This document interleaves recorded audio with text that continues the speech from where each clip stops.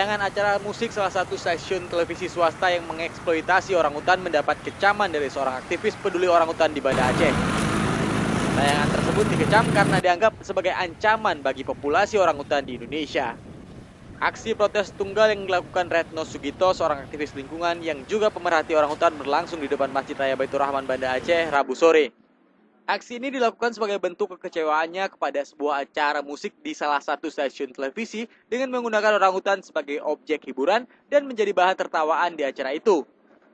Dengan membawa selembar kertas putih yang bertuliskan orangutan bukan mainan, Ratno berjalan kaki mengelilingi kota Banda Aceh. Dirinya berharap kepada pemerintah agar lebih serius menyelamatkan orangutan dari habitatnya. Menurutnya, populasi orangutan di Indonesia kian menurun setiap tahunnya.